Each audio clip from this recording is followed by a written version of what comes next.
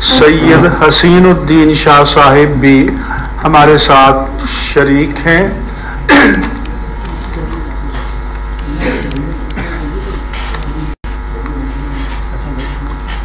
اس وقت ملک میں جو صورتحال درپیش ہے اور جس کرب سے ہمارا ملک گزشتہ چند دن سے گزر رہا ہے، ہماری نظر میں موجودہ صورتحال کے ذمہ دار تحریک لبیک پاکستان سے معاہدہ کرنے والے وفاقی وزراء ہیں۔ کیا انہیں معاہدہ کرتے وقت اس کے اثرات و نتائج کا اندازہ نہیں تھا؟ کیا انہوں نے معاہدہ کرنے کے بعد تحریک لبیک کی قیادت کو کسی مناسب حل تک آنے کے لیے آمادہ کیا؟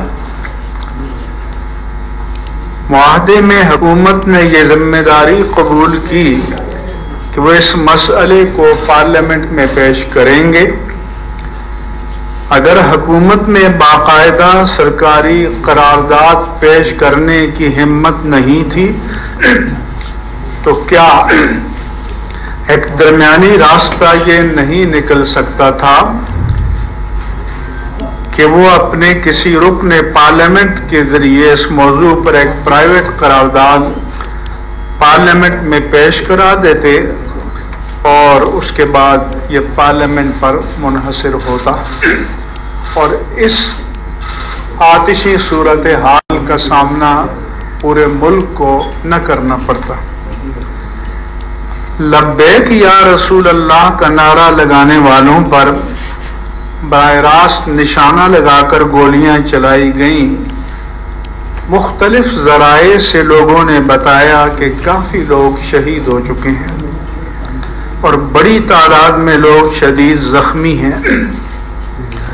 دنیا کی مسلمہ روایت ہے کہ اگر مظاہرین اور احتجاج کرنے والوں کو روکنے کے لیے ناگزیر طور پر گولی بھی چلانی پڑے تو جسم کے بالائی حصے پر نہیں چلائی جاتی، نچلے حصے پر چلائی جاتی ہے تاکہ موت کا باعث نہ بنے۔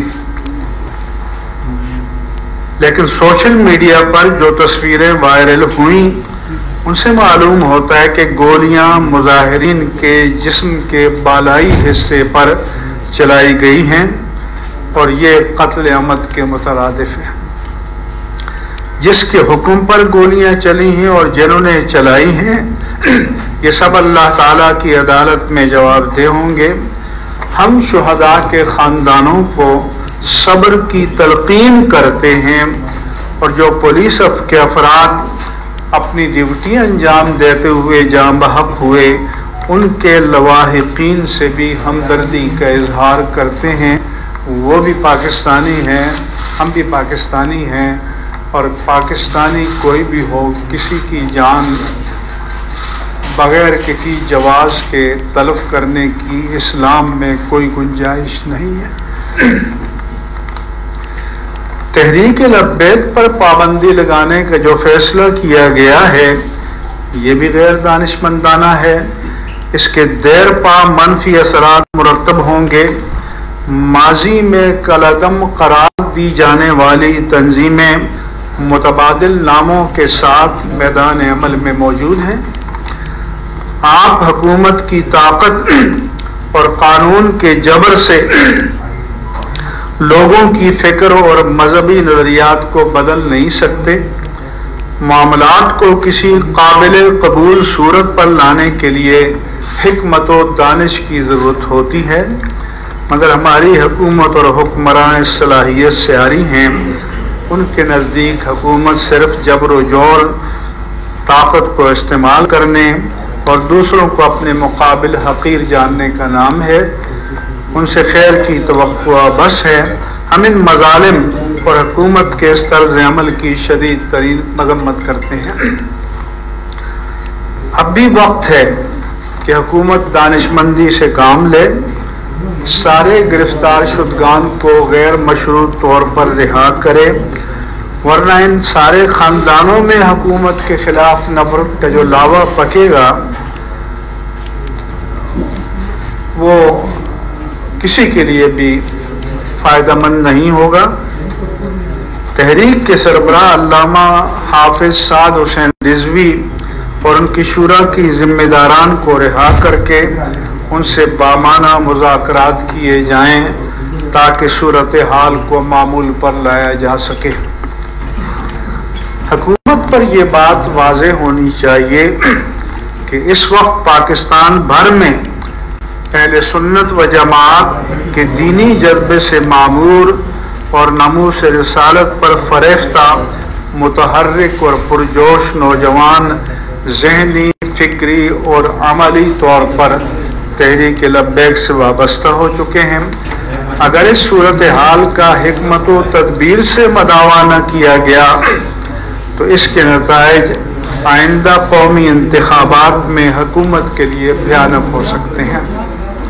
ہم یہ بھی مطالبہ کرتے ہیں کہ تحریک لبیک پاکستان جو الیکشن کمیشن میں رجسٹرڈ ہے، جمہوری دینی سیاسی جماعت ہے، وہ انتخابات میں حصہ لیتے ہیں۔ اس کا مطلب یہ ہے کہ وہ ملک کے آئین و قانون کے وفادار ہیں، اس لیے ان پر پابندی کا فیصلہ بلا تاخیر واپس لیا جائے۔ ہم خطبائے کرام سے اپیل کرتے ہیں کہ جمعۃ المبارک کے خطابات میں شہدائے ناموس رسالت کی بلندی درجات اور زخمیوں کی جلد صحتیابی کے لیے دعا کریں۔ تحریک لبیک کے ستم رسیدہ گرفتار کارکنان کی رہائی کے لیے دعا کریں اور ان کے ساتھ اظہار یکجہتی کریں، ان کے جذبات کو حوصلہ دیں اور ٹھنڈا رکھیں۔ یہ ملک ہمارا ہے، اس کا امن اور سلامتی ہم سب کو عزیز ہے۔ کسی بھی احتجاج میں سرکاری اور نجی املاک کو نشانہ نہیں بنانا چاہیے، یہ فعل شرعاً جائز نہیں ہے۔ حکمران دوسروں پر فتوے صادر کرنے سے پہلے اپنے ماضی کے کردار اور ایسے ہی باغیانہ اقوال و افعال کا جائزہ لیں۔ کیا کبھی انہوں نے خود اعتراف جرم کر کے اپنے آپ کو قانون کے سامنے پیش کیا ہے؟ کیا قانون صرف کمزور کے لیے ہوتا ہے؟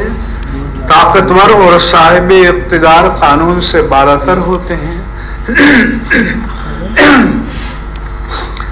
ہمارے میڈیا پر موساد، CIA، MI6، خاد، KGB، TTP اور PTM ہر طرح کے اداروں کا نام آ سکتا ہے، لیکن تحریک لبیک پاکستان کا نام لینا یا اسکرین پر لکھنا ممنوع قرار دیا گیا ہے۔ اس لیے ایک مذہبی تنظیم لکھا جاتا ہے، یہ ہمارا آزاد میڈیا ہے۔ ظاہر ہے اس میں غیبی ہدایات اور دینی طبقات کے ساتھ ان لبرل اداروں کی اپنی عصبیتیں اور نفرتیں بھی شامل ہیں۔ ماضی قریب میں چشم فلک نے یہ بھی دیکھا کہ 20-30 افراد دھرنا دے کر کسی شاہراہ کو بلاک کر دیا اور سیکیورٹی کے اداروں نے اپنی گاڑیاں کھڑی کر کے اس ناکہ بندی کو تقویت دی۔ تب نہ قومی اور ملکی مفاد مجروح ہوا، نہ ایمبولینسوں کی دہائی دی گئی، نہ یہ کہا گیا کہ لوگوں کو مشکلات پیش آ رہی ہیں۔ اس سے ریاست و حکومت اور میڈیا کی عصبیت کا ہر کوئی اندازہ لگا سکتا ہے۔ اگر حکومت حالات کو بہتر بنانے میں سنجیدہ ہے تو تحریک لبیک پاکستان کے سربراہ علامہ حافظ سعد حسین رضوی اور ان کی شورا کے ارکان کو رہا کرے تاکہ وہ اپنی شورا سے مشاورت سے حالات کو کنٹرول کریں۔ نیز ہم ان کی رہائی کے بعد ان سے اپیل کریں گے کہ زیر تصفیہ معاملات کو عید الفطر کے بعد تک مؤخر کریں اور تمام اسیر کارکنان کو فوری رہا کیا جائے۔ آخر میں ہم پاکستان کو ریاست مدینہ قرار دینے والے وزیر اعظم سے اپیل کرتے ہیں کہ تاجدار ریاست مدینہ سیدنا محمد الرسول اللہ صلی اللہ علیہ وآلہ وسلم کی سنت جلیلہ تو یہ ہے کہ آپ نے مکہ فتح کرنے کے بعد جبکہ ایک ایک فرض سے آپ انتقام لینے پر قادر تھے، آپ نے عفو عام کا اعلان کیا، عام معافی کا اعلان کیا. تو کیا یہ لفظی ریاست مدینہ ہے یا اس میں ریاست مدینہ کی کوئی معنویت بھی ہے؟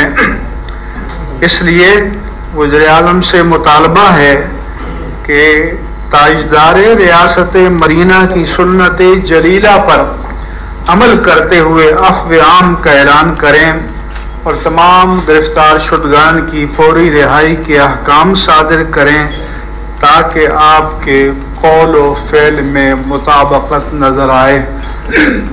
میں ایک بار پھر کہوں گا کہ ریاست و حکومت کی طاقت کا ہم سب کو پتہ ہے،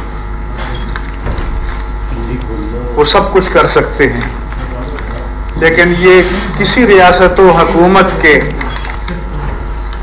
سربراہان کے شایان شان نہیں ہے کہ طاقت کو اپنے عوام کے خلاف استعمال کرے، کہ طاقت کو یا رسول اللہ صلی اللہ علیہ وسلم کا نعرہ لگانے والوں کے خلاف استعمال کریں. مہربانی کریں، اپنے دل میں نرمی پیدا کریں. رمضان مبارک کا مہینہ ہے اور اللہ کے رسول نے فرمایا تھا کہ جو ماہ رمضان میں اپنے ماتحتوں کے ساتھ حسن سلوک کرے گا اللہ تعالیٰ اسے جہنم کی آگ سے نجات عطا فرمائے گا. کیا ہمارے حکمرانوں کو یہ سودا منظور ہے؟ اور مزید یہ کہ اور بھی جو معمولی جرائم میں لوگ قید ہیں، میں اپیل کروں گا کہ ماہ رمضان میں ان کو بھی رہا کیا جائے تاکہ وہ اپنے گھر والوں کے ساتھ رہیں، روزے رکھیں، عید منائیں. اس لیے کسی چیز کا زبانی دعویٰ کرنا آسان ہے، لیکن ہر دعویٰ دلیل کا تقاضا کرتا ہے، اور آج ریاست مدینہ کے دعوے کو دلیل چاہیے. ہمارا سوال دلیل کا ہے. صاحب آپ یہ بتائیے کہ ان پہ احتجاج ہوا اس پر کیا کامنٹ کریں گے، اور اس وقت لوگ احتجاج کر رہے ہیں ان کو آپ کیا خبر کی تفصیل کریں گے؟ احتجاج کرنے کے بارے میں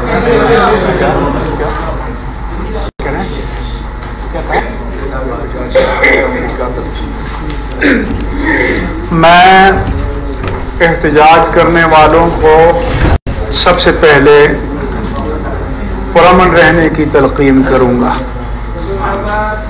اور میں نے پہلے بھی اپنے بیان میں کہہ دیا ہے کہ یہ تلقین کروں گا کہ املاک سرکاری ہوں یا نجی کسی کو بھی نقصان نہ پہنچایا جائے.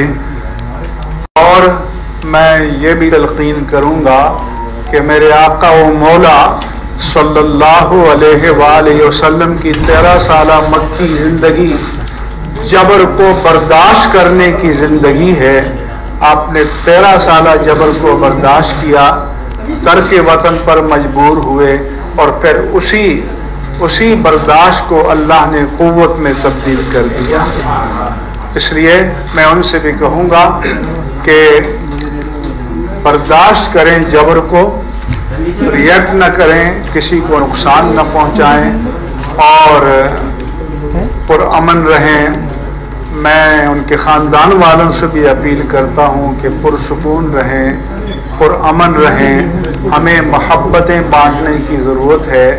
نفرتوں کے بیج بونے کا جو کلچر ہے، للہ اس پاکستان کی بقا کے لیے اسے ترک کر دیجئے، اور اس کی پہل حکمرانوں کو خود کرنی چاہیے. اچھا، سوال یہ ہے کہ 2 فیڈرل منسٹر نے آپ سے 1-1.5 گھنٹے پریس کانفرنس کی. ایک D M minister Sheikh Rashid اور نور الحق انہوں نے تو ٹوٹلی مطلب اعلان جنگ کر دیا اور کہا ہے کہ ہم تو سپریم کورٹ سے بھی رجوع کر رہے ہیں. اب سوال یہ ہے کہ ٹی ایف ڈی کے کچھ ارکان اسمبلی ہے ان کا کیا ہوگا اور آپ کا نیکسٹ لائی عمل کیا ہوگا؟ کاش کہ یہ اعلان جنگ مقبوضہ کشمیر کی آزادی کے لیے ہوتا اور میں ان کے ساتھ قدم بقدم چلتا. اپنے لوگوں کے خلاف اعلان جنگ نہیں کیا جاتا، اپنے لوگوں سے صلح کی جاتی ہے، اپنے لوگوں سے پیار کیا جاتا ہے، اپنے لوگوں کی غلطیوں کو معاف کیا جاتا ہے اور شعار مصطفیٰ پر ان کو عمل کرنا چاہیے. شیخ صاحب، اقتدار آنی جانی چیز ہے. آج آپ طاقت کی پوزیشن میں ہیں، ہو سکتا ہے کل نہ ہو. ہم جیسے عام فٹ پاتھ پر چلنے والے آدمی کی طرح ہوں تو آدمی اقتدار میں رہتے ہوئے اس کردار کا مظاہرہ کرے کہ جب کرسی اقتدار سے اترے تو کسی کے دل میں اس کا احترام بھی ہو. ارکان اسمبلی کے ان کا مستقبل کیا ہوگا؟ ارکان اسمبلی کے یہ جو اگر کالعدم قرار دیے ہیں ان کا فیچر کیا ہوگا؟ ارکان اسمبلی ایک طرف تو آئین کا حلف اٹھاتے ہیں اور آئین میں لکھا ہوا ہے کہ قرآن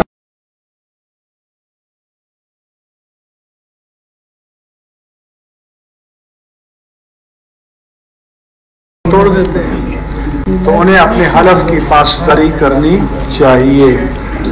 ہم خارجی تعلقات کی نزاکتوں کو بھی جانتے ہیں، ہم پاکستان کی مشکلات کو بھی جانتے ہیں. ایسا نہیں ہے کہ ہمیں اپنے گرد و پیش اور عالمی حالات کی حساسیت کا کوئی ادراک نہیں ہے، لیکن ہم حکمت و تدبر کا مشورہ دیتے ہیں اور حکمت و تدبر سے بڑے سے بڑے مسائل حل ہو سکتے ہیں. کیا کوئی سوچ سکتا ہے آپ میں سے کہ سید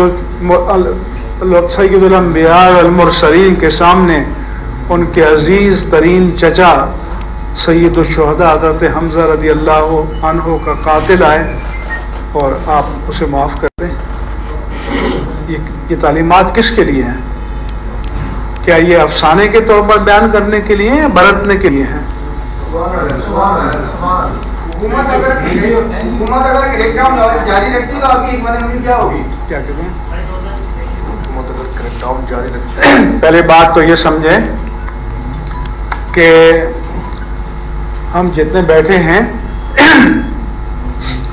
ہم عملی سیاست میں نہیں ہیں. ہمارا کام درس و تدریس اور تعلیم و تعلم ہے. ہم دین کے مفاد میں، ناموس رسالت کے مفاد میں اور پاکستان کے مفاد میں اپنا درد دل پہنچانے کے لیے آئے ہیں. ہمارا کوئی سیاسی ہدف نہیں، ہمارے کوئی سیاسی مقاصد نہیں ہیں.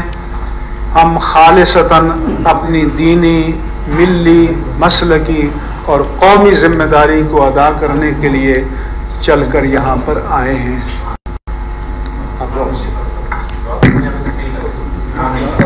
بسم اللہ الرحمن الرحیم، الحمد للہ رب العالمین، والصلاۃ والسلام علی سید الانبیاء والمرسلین، یا اللہ یا رحمان یا رحیم. ہمارے وطن عزیز پاکستان کو صبح قیامت تک سلامتی عطا فرما، اندرونی بیرونی تمام سازشوں کو ناکام فرما دے.